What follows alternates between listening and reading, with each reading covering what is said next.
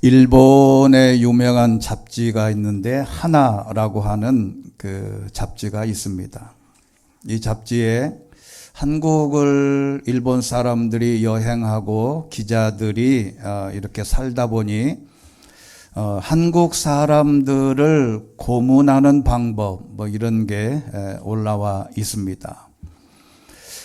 무슨 신체적인 학대를 해서 고문하는 게 아니고 돌아다니는 유머인데, 첫 번째는 라면 먹을 때 김치를 안 준다. 그러니까 이게 고문이라는 겁니다. 그리고 두 번째는 인터넷 속도를 지금은 5기가가 넘는데 이거를 확 줄여 놓으면 핸드폰 하다가 열받아서 죽는다는 거죠. 그 다음에 세 번째는 식후에 커피를 못 마시게 한다. 한국 사람들은 밥을 먹으면 다 커피 한 잔을 하는 줄을 알아요. 그 다음에 그 버스가 완전히 정차하고 난 뒤에 자리에서 일어나라 라고 하면 열받는다는 거예요. 정차하기 전에 벌써 대기하고 있다가 KTX 열차를 타보면 이미 정차하기 전에 이미 다 복도에 나가 서 있습니다. 삼겹살에 소주를 못 마시게 한다. 삼겹살을 먹을 때는 꼭 소주를 먹어야 되는 것처럼. 그 다음에 여섯 번째는 요거트 있죠. 요거트를 딱 떼가지고 먹을 때 요거트 이 뚜껑에 붙어 있는 것 못 핥아먹게 한다. 꼭 핥아먹지. 그 다음에 화장실 갈 때 핸드폰을 못 갖고 가게 한다. 옛날에는 화장실 갈 때 적어도 신문이라도 들고 갔는데 요즘에는 가서 화장실에 갈 때 핸드폰 보는 게 꽤 있습니다. 그 다음에 엘리베이터 문 닫기 버튼을 못 누르게 한다. 저도 그렇지만 엘리베이터 타면 일단은 닫기 버튼을 계속 누르고 있어요. 이게 맞는 말이어서 부끄럽기도 하고 이게 고문은 아닌데, 근데 이 8가지 중에 두 번째, 네 번째, 여덟 번째는 속도와 관련이 되어 있습니다. 동아시아 여행 중에서 식당에 가면 주문을 하면 종업원이 시키지도 않는 빨리 그러고 다 가서 음식을 내옵니다. 한국 사람들을 대표하는 말이 빨리예요. 근데 왜 이렇게 빨라야 하는지는 잘 모르겠으나 우리가 성경에 보면 이 하나님은 속도보다 과정을 중요하게 여긴다는 것을 볼 수가 있습니다. 사람은 속도에 관심이 있지만 하나님은 과정에서 시험을 통과해야 한다는 겁니다. 여러분, 이스라엘 백성들이 430년간의 노예 생활을 끝내고 이제 탈출을 했어요. 탈출한 지 몇 시간 되지 않아서 이집트에서 나온 모세와 백성들이 가나안 지역에서 모세와 백성들이 스파이를 보냅니다. 12명을 선발해가지고. 왜 12명을 선발을 해서 스파이를 보내냐? 가서 정탐해 오라는 것인데, 빨리 정복하고 싶고 인간적인 욕심으로 빨리 가서 나라를 건설하고 우리만의 정부를 구성하려고 빨리 하려고 스파이를 보낸 거예요. 이것은 하나님을 못 믿었다는 겁니다. 하나님이 어련히 알아서 할까? 죄송하지만 한번 따라해 보겠습니다. 하나님이 어련히 알아서 하실까? 하나님이 430년 만에 이끌어냈는데 뭐하러 스파이를 보내고 뭐하는 그런 짓을 하냐? 하나님이 거기에 진노하셨어요. 그래서 4일 갈 길을 40년으로 기간을 늘려놨습니다. 왜? 빨리 가고 싶어서 속도를 조절하지 못하고 하나님의 말씀에 순종할까 고민해야 된 이스라엘 백성들이 빨리 가서 정복하고 싶은 욕망에 스파이를 보낸 후에 4일이면 넉넉하게 갈 길을 40년을 돌았어요. 그래서 성경은 이렇게 말합니다. 신명기 8장 2절입니다. 같이 한번 읽어보겠습니다. 시작.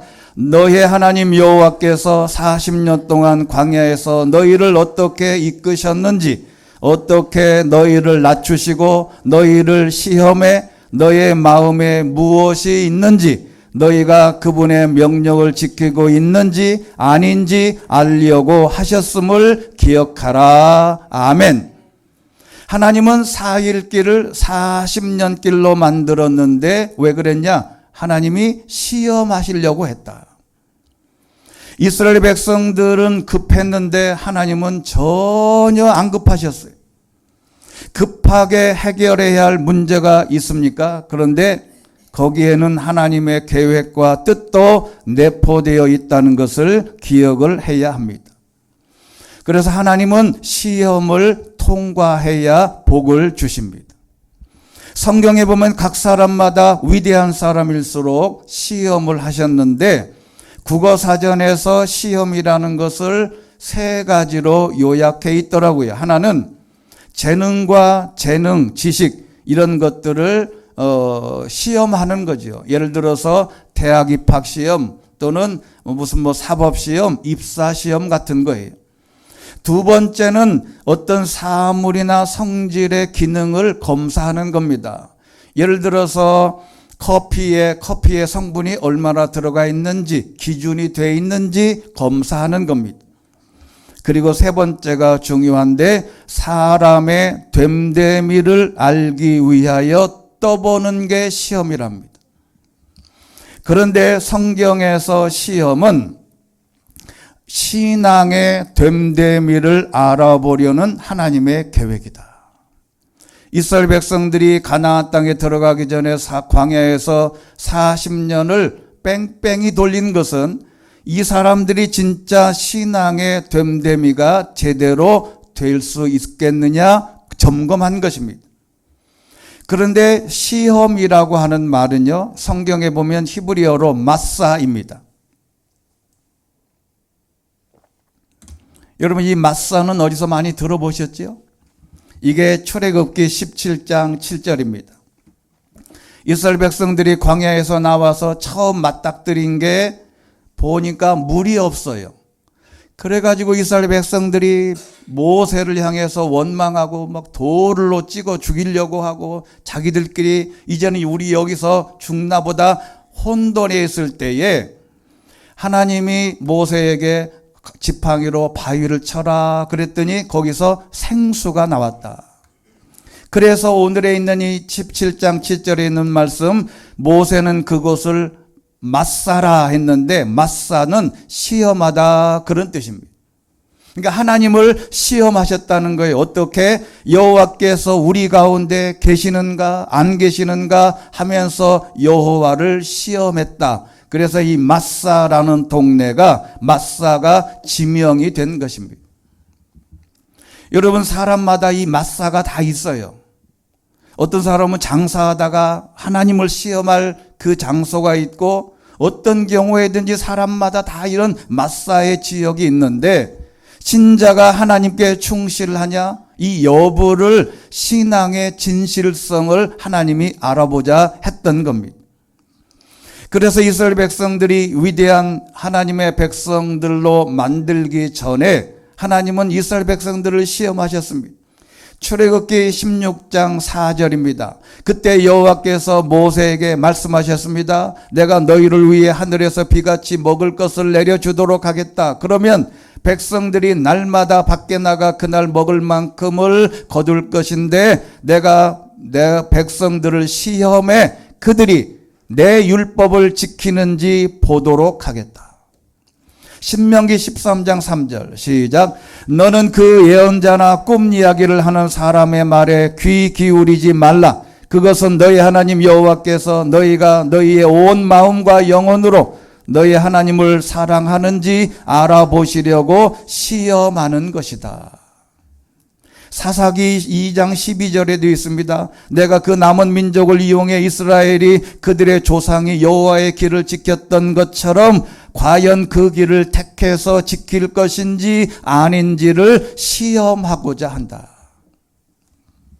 결국 신앙도 시험하시고 마음도 시험하시는데 잠언 17장 3절 시작.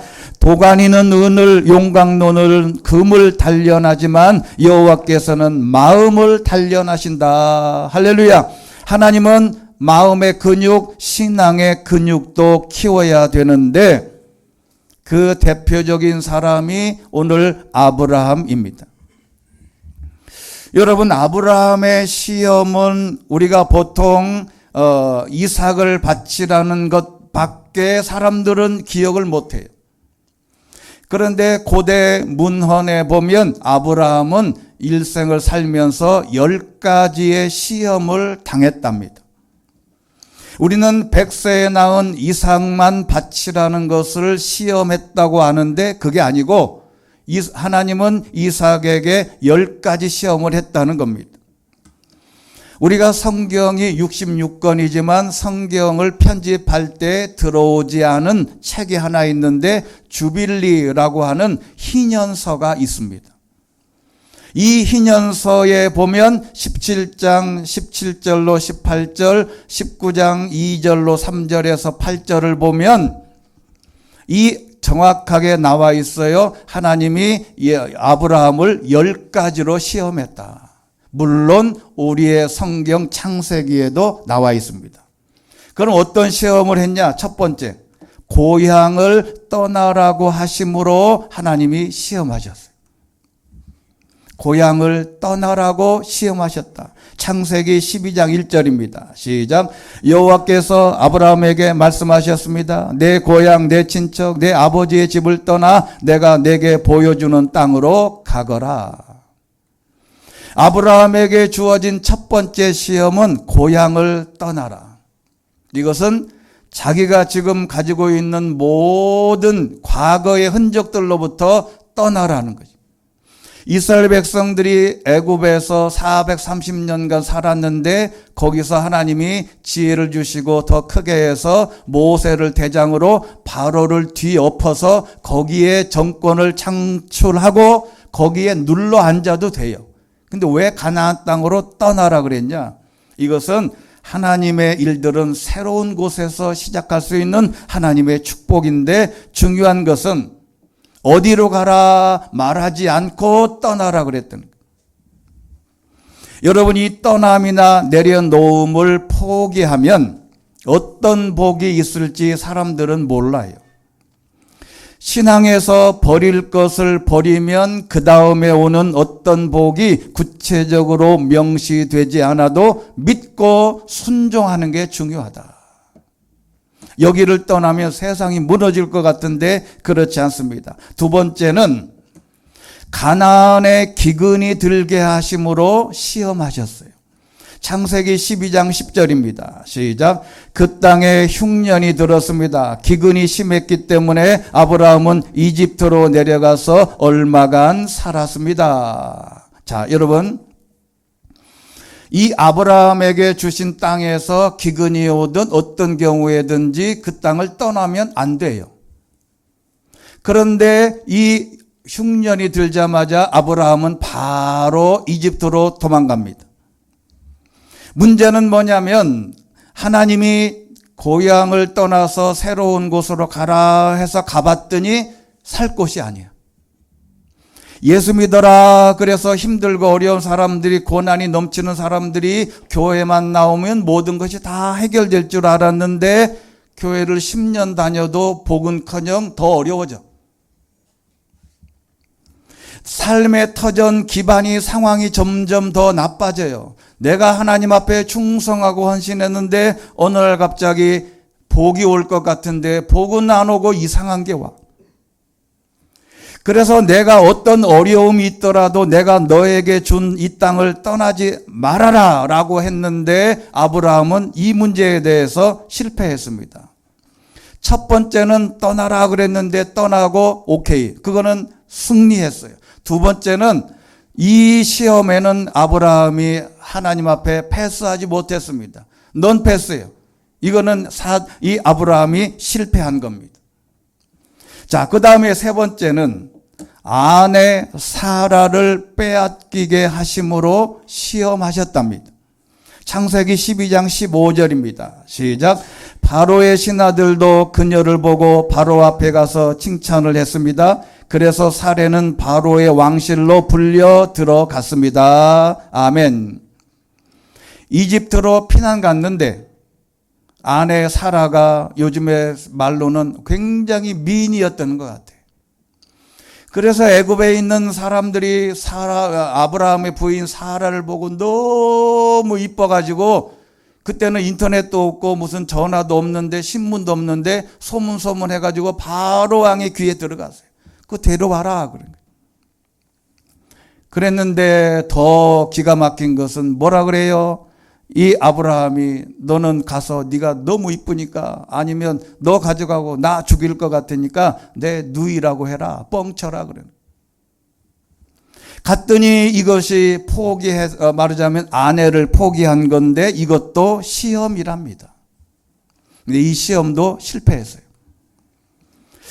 창세기 12장 16절에 보면 이런 말씀이 있습니다. 바로는 사례 때문에 아브라함을 잘 대접해 줬는데 아브라함은 양, 소, 암수, 나귀, 남녀 하인들 낙타를 주고 이 사례를 데려갔는데, 이 아브라함은 정말로 치졸하게 자기 부인과 이 모든 동물들과 맞바꿨어요.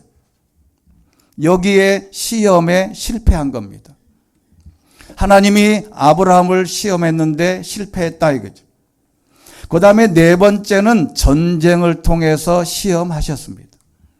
창세기 14장 1절 보면 이와 같이 얼마나 많은 왕들이 이렇게 도모해서 전쟁을 일으켰는데, 창세기 14장 11절에 보면 내 왕이 소돔과 고모라의 모든 물건과 양식들을 다 빼앗아가고 그들은 소돔에 살고 있는 아브라함의 조카 롯도 사로잡고 재산까지 다 약탈해 갔어요.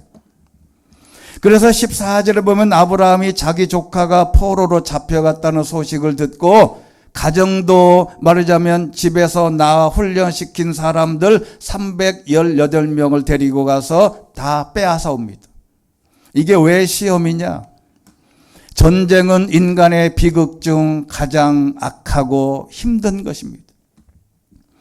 우리도 6.25 동족끼리 총을 겨누고 싸웠습니다. 형제끼리 싸운 거예요. 이웃과하고 싸우면 괜찮은데 형제끼리 총을 대고 싸운 겁니다. 이런 전쟁을 겪어보지 못한 세대, 저를 포함해서 이것은 행복한 일이고 우리의 조상들, 아버지 시대의 사람들은 존경받아 마땅합니다. 아브라함은 이런 전쟁을 통해서 가정을 지키고 자기 가족과 수하에 있던 사람들을 지켜냅니다. 이 시험은 합격했어요. 앞에 있는 것은 실패하고 이것은 성공했습니다. 그 다음에 다섯 번째, 가장 큰 시험 중에 하나, 사라에게 태기가 없는 것으로 시험하셨습니다. 창세기 16장 1절, 아브라함의 아내 사레는 아이를 낳지 못했습니다. 그녀에게 이집트 출신의 여종이 있었는데 그녀의 이름은 하갈이었습니다. 그런데 하나님은 아브라함을 부르시면서 이미 약속했어요. 창세기 15장 5절 말씀 같이 읽습니다. 시작. 여호와께서 아브라함을 밖으로 데리고 나가 말씀하셨습니다. 하늘을 올려다보고 별을 세어보아라. 과연 셀 수 있겠느냐? 그리고 여호와께서 말씀하셨습니다. 내 자손도 이와 같이 될 것이다. 하나님이 약속하셨어요. 그런데 이것도 이 시험에 이 아브라함이 완패합니다. 여러분, 하갈이라고 하는 이집트 출신의 몸종이 있었는데 사라가 아브라함을 꼬드깁니다. 자기도 나이가 90세가 다가고 이제 아브라함도 나이 늙어서 하나님의 약속은 사기쳤다. 하나님이 사기쳐서 이제는 불가능하다라고 생각하고 하갈이라는 사람을 사람이 이집트 몸종이었는데 이 사람을 아브라함에게 주어서 이스마엘이라고 하는 아들을 낳습니다. 이 한 번의 실수, 한 번에 아브라함이 이 시험을 통과하지 못함으로 인해서 지금 중동 지역에서 전쟁이 끊이지를 않습니다. 바로 이 이스마엘이 아브라함의 아들입니다. 그 다음에 낳은 이삭의 후손이 지금의 이스라엘 유대인인데 이스마엘의 후손이 지금 사우디아라비아, 아랍에미레이트, 시리아, 레바논 그 지역에 있는 모든 사람들이 이스마엘의 후손인데 이들도 아브라함의 후손임에게도 불구하고 아브라함이 이 시험을 끝까지 통과하지 못했습니다. 우리도 마찬가지입니다. 어쩌면 시험을 통과하지 못하면 거기서 끝나는 게 아니에요. 가족도 망하고 민족도 망하고 회사도 망하고 어려워지는 겁니다. 이 한 번의 실수로 인해서 지금까지 앞으로 이 지구가 종말이 올 때까지 유대인과 이 아랍 족속들과는 전쟁을 끊이지를 않습니다. 여기에 실패했어요. 6번째, 할례를 통해서 시험하셨습니다. 이스라엘 백성들에게 하나님이 아브라함에게 나타나셔서 창세기 17장 10절에 할례를 행해라. 왜 할례를 하라 그랬냐면 13절에 있는 말씀대로 내 언약이 너의 몸에 영원한 언약으로 새겨질 거다. 여러분 이게 굉장히 중요한 단어 중에 하나입니다. 내가 헌신하다가 내가 몸이 다쳤다. 산재로 정부에서 아니면 회사에서 보상을 해요. 여러분 하나님의 성전에서 하나님의 일을 하다가 어디가 다쳤다. 이게 바로 몸에 영원한 언약으로 새겨진 하나의 징조인데 이스라엘 백성들에게는 어린아이가 낳자마자 8일 만에 할례를 행해서 유대인에게 공통의 어떤 하나의 몸의 흔적을 만들어 놓은 거예요. 그래서 아브라함이 이것은 실천합니다. 이것은 성공했어요. 그 다음에 7번째 시험은 하갈과 이스마엘을 내보내는 것으로 시험하셨어요. 여러분 여자의 말을 들으면 좋은 일도 많은데 성경에 보면 여자 말을 들었다가 낭패를 본 사람, 유명한 사람 두 사람이 있어요. 누구죠? 아담과 바로 아브라함이에요. 이 사라가 엉뚱하게 일을 벌였는데 자기가 수습은 하지 못하고 아브라함에게 울부짖습니다.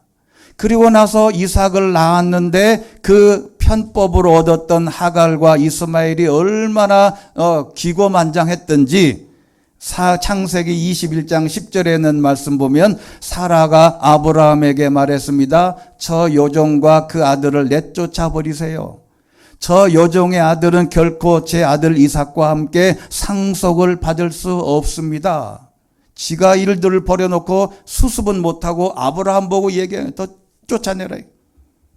이랬다 저랬다 변죽이 줄 끝을 하는 거예요. 근데 여러분 아브라함이 얼마나 고민스러웠겠어요? 21장 11절에 이렇게 고백합니다. 시작. 아브라함은 그 아들도 자기 아들이기 때문에 무척 괴로웠습니다.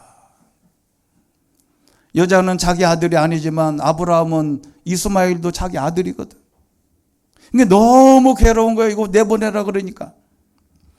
아주 인간적인데 그래도 이 시험에서 아브라함은 패스했어요. 성공했습니다. 내보냈습니다. 그 다음에 우리가 잘 아는 8번째 시험. 100세에 낳은 아들 이삭을 바치라고 하심으로 시험합니다. 오늘 본문입니다. 내 아들 내가 사랑하는 내 외아들 이삭을 데리고 모리아 산으로 가서 내가 지시하는 산에서 그를 번제물로 드려라. 목을 따고 피를 다 빼고 배를 갈라서 내장을 다 드러내고 온몸을 태워서 제사 지내라. 대표적인 시험인데 그동안 여러 가지 시험에 패스하지 못했던 실수와 삶의 시험에서 실패를 거듭했던 아브라함은 이 시험에서 100%, 120% 패스하고 성공합니다. 이삭을 죽이려고 칼을 든 모습을 보고 하나님은 아브라함에게 이렇게 만족하셨습니다. 22장 12절 천사가 말했습니다. 그 아이에게 손대지 마라. 아무것도 하지 마라. 내가 내 아들 내 외아들까지도 내게 아끼지 않았으니 이제 내가 하나님을 경외하는 것을 내가 알았다. 그리고 축복하셨습니다. 22장 15절에 보면 두 번째 불러서 여호와의 말씀이다. 내가 나를 두고 맹세한다. 내가 이렇게 내 아들 곧 내 외아들까지 아끼지 않았으니 내가 반드시 내게 복을 주고 내 자손을 하늘의 별처럼 바닷가의 모래알처럼 많아지게 할 거다. 내가 내 말에 순종했으므로 내 자손을 통해 이 땅의 모든 민족들이 복을 받을 것이다. 할렐루야.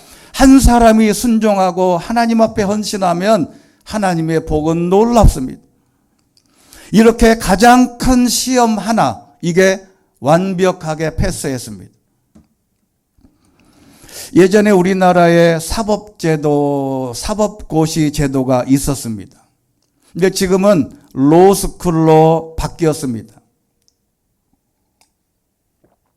대학 4학년을 졸업하지 않으면 이제 사법시험에 안 됩니다.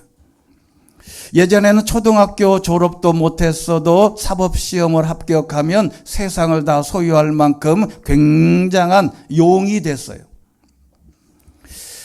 근데 제가 중학교 다니던 곳이 속리산이라고 하는 그 맞은편에 외송리라고 하는 곳이 장안인데 거기서 중학교가 없어서 좀 한 4km 떨어진 보덕중학교라는 데로 우리가 이제 학교를 오고 갔는데 그 보덕중학교에서 4km 떨어진 곳에 기대라고 하는 동네에 있었습니다. 기대 초등학교, 기대 초등학교인데 그 초등학교에 여자 선생님이 부임을 했어요. 아이도 없어요. 그래서 결혼하고 부임했는데 아이는 없고 듣기에 소문에는 남편이 사법시험 공부한다 이런 소문이 우리 어린 아이들까지도 다 알려졌어요. 그 촌동네에 사법시험이 얼마나 높은 시험인지는 다 알고 있지만 누가 실제로 사법시험에 도전하는 사람은 볼 수가 없었는데 그 선생님 남편이 이 사법시험을 공부한다. 그래서 무슨 소문이 났냐면 저 남자 아주 여자 등쳐먹고 공부만 한다. 맨날 집안에 앉아가지고 여자는 밖에 나가서 일하는데 본인은 일도 안 하고 집안에 처 앉아가지고 공부만 한다. 이런 소문이 났어요. 한두 해 지나다가 어느 날 7년 만에 사법시험에 합격을 했다는 소문이 났습니다. 소문에 의하면 고시 합격했다는 소식을 듣고 당시에 경찰서장과 군수까지 와서 30세 전후의 새파란 젊은 사람에게 방문을 다 열어놓고 큰절을 했다더라. 이런 소문이 있었어요. 그때는 충분했습니다. 26살에 어떤 사람은 22살에 사법고시 합격하면 바로 호칭이 영감님이에요. 여러분 그때는 그랬는데 아브라함은 바로 이 사법시험과 같은 큰 시험에 합격을 했으니 아브라함에게 하나님이 복을 주신 거죠. 시험이 크면 클수록 그 시험의 고비를 넘기가 힘들면 힘들수록 그것을 넘으면 그 앞에 나오는 보상은 상상할 수 없어요. 아브라함은 다른 거는 다 실패하고 했지만 아브라함은 이것을 큰 시험을 넘었기 때문에 하나님은 축복하셨어요. 그 다음에 9번째, 아내 사라가 죽음으로써 시험을 했다고 합니다. 창세기 23장 1절을 말씀 같이 읽겠습니다. 시작. 사라는 127세까지 살았습니다. 이것이 그녀가 누린 수명이었습니다. 그녀는 기리앗 아르바 곧 가나안 땅 헤브론에서 죽었습니다. 아브라함이 가서 사라를 위해 슬퍼하며 울었습니다. 아브라함이 사례를 먼저 보낸 거예요. 여러분 부부 중 하나가 먼저 죽었을 때 받는 충격과 아픔은 상상하기 힘들답니다. 아브라함도 바로 이 사라가 먼저 죽었을 때 시험 당했는데 너무 슬퍼서 울었어요. 저희 아버지가 7형제인데 사남 3녀인데 저희가 맨 위에가 첫째가 고모였어요. 근데 윗 고모가 금산에서 큰 인삼 농사를 했는데 고모가 먼저 돌아가셨어요. 얼마 전에. 그래도 한 10여 년 전에. 그래서 이제 제가 그 장례식장에 갔더니 마침 저희 어머니하고 그 고모부하고 식당에 말하자면 장례식장 이렇게 공간에서 둘이 대화를 하고 계시더라고요. 이 고모부도 덩치도 크고 돈도 많고 인삼 농사도 크게 하고, 그런데 이 고모부가 저희 어머니한테 이렇게 말을 하는 거예요. 이렇게 하더라고요. 제가 똑같이 옮기면 저 사람 먼저 보내고 내가 어떻게 살까 싶어요 그러더라고. 저 사람 고모를 먼저 보내고 내가 어떻게 살까 싶대. 그랬는데 그 다음에 저희 어머니가 하는 말을 듣고 제가 굉장히 충격을 받아요. 지금도 또렷합니다.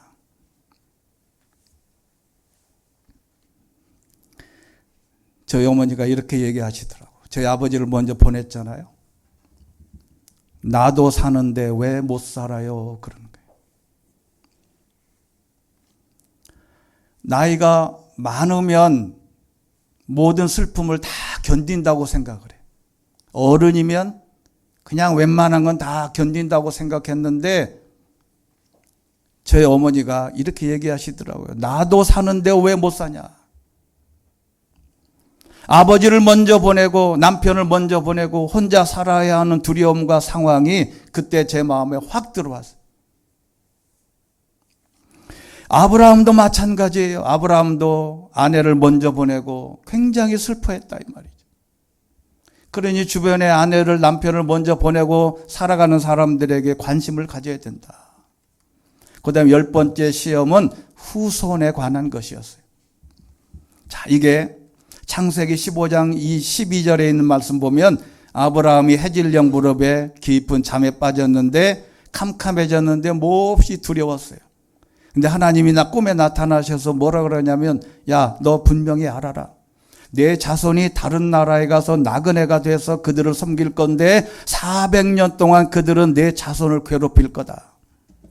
그러나 내가 내 자손들이 섬기던 그 민족을 반드시 심판할 것인데 내 자손이 많은 재산을 갖고 나올 거다. 그러나 너는 복된 노년을 보내다가 평안 속에서 땅에 묻혀 내 조상에게로 돌아갈 거다.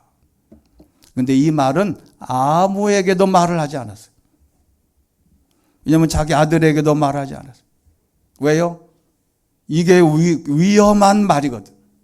너 자손 이삭 야곱대에 가서 이제 곧 애굽으로 이집트로 팔려나갈 걸 예상했지만 아브라함은 이 시험에도 통과하지 못했습니다.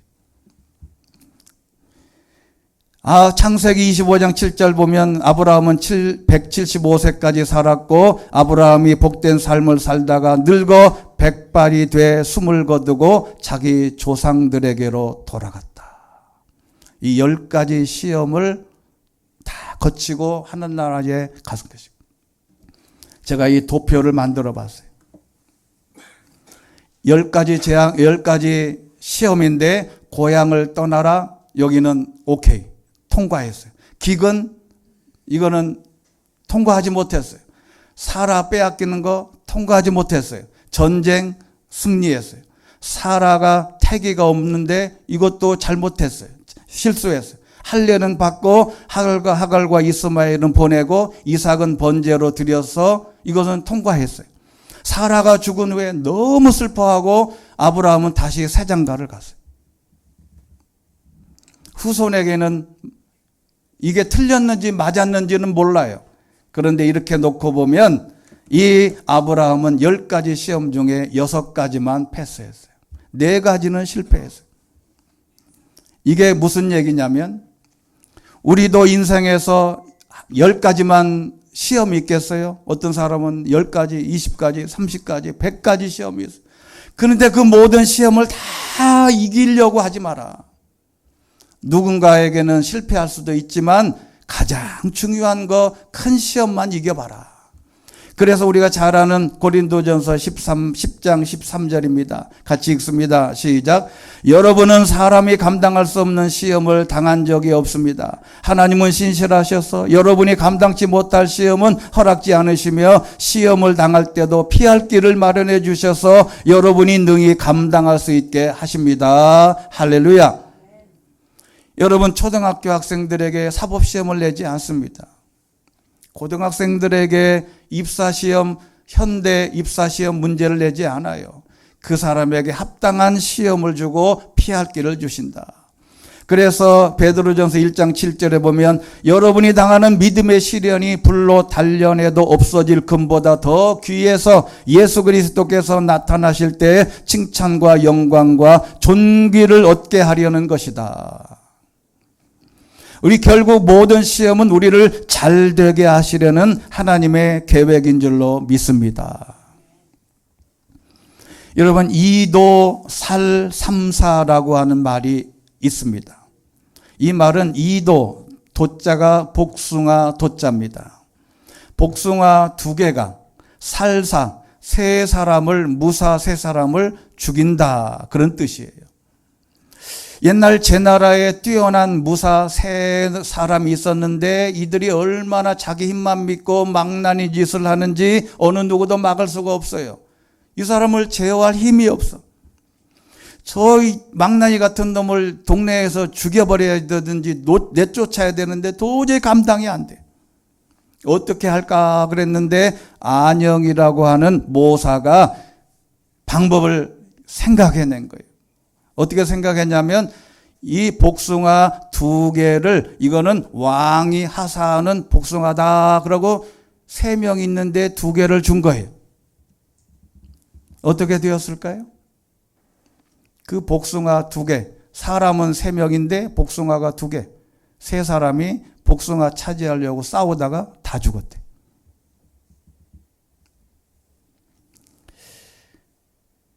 여러분, 복숭아를 차지하려고 서로 싸우다가 모두 죽었다는 말이 이게 세상의 이치하고 딱 맞습니다.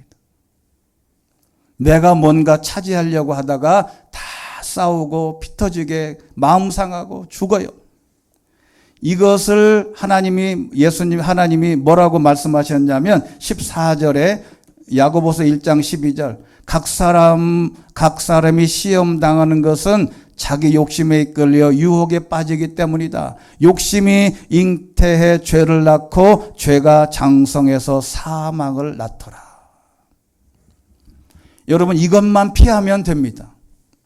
이것만 피하면 어떤 시험을 당해도 그 시험을 실패해도 괜찮아요. 그런데 그 시험에 실패했다 그래서 좌절할 필요가 없다. 요 시험만 피하고 하나님께서 주신 모든 시험을 믿음으로 잘 견디면 복이 오는데 중요한 것은 원망하지 마라. 시험 당했을 때 원망하지 마라.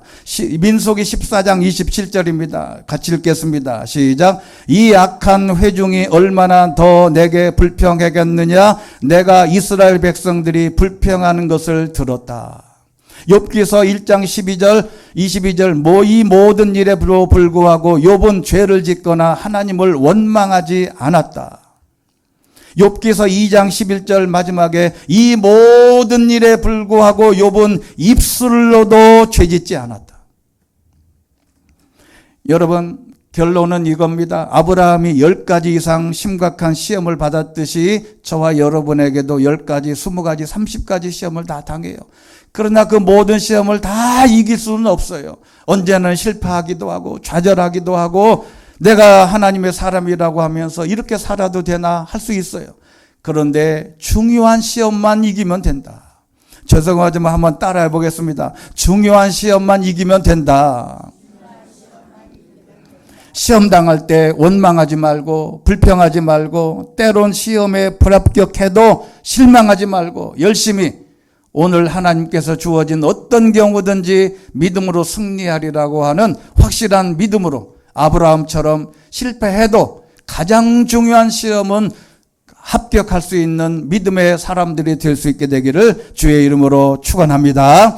전능하시고 자비로우신 하나님 아버지, 이 오늘 말씀에 아브라함은 성경에 10가지 시험을 당했다고 했습니다.